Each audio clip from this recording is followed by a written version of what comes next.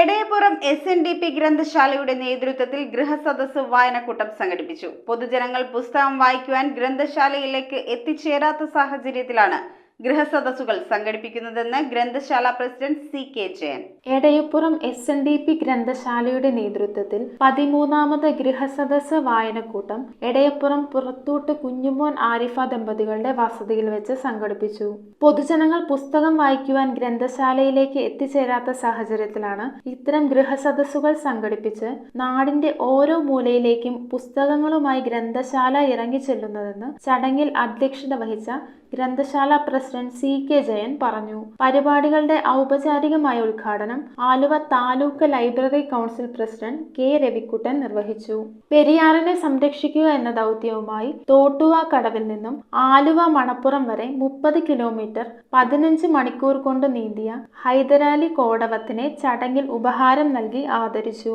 ചിത്രരചനാ മത്സരത്തിൽ high school വിഭാഗത്തിലെയും UP വിഭാഗത്തിലെയും കുട്ടികൾക്ക് സമ്മാനങ്ങൾ നൽകി. P കേശവദേവിന്റെ ഓടയിൽ നിന്ന് എന്ന പുസ്തകത്തിന്റെ വായന അനുഭവം ശ്രീജ സുരേഷ് കൈപ്പാലത്തിൽ പങ്കുവച്ചു.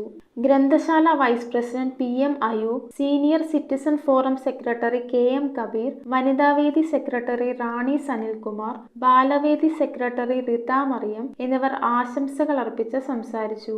ഗ്രന്ഥശാല joint secretary KK Subrahmanian, KP Nasar, PG Venu, Azhar Mallissery, Nibin Kunnappilly, Ando Edwin, Sreelika Saju എന്നിവർ പുസ്തക ചർച്ചയിൽ പങ്കെടുത്ത് സംസാരിച്ചു.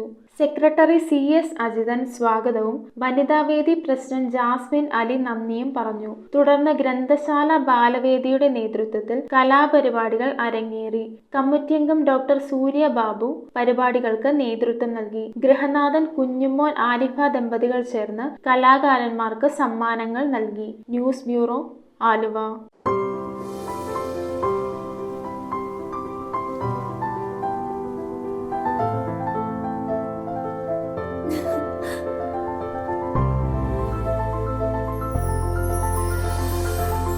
കളങ്കമില്ലാത്ത സൗഹൃദം പോലെ കലർപ്പില്ലാത്ത വിശ്വാസം.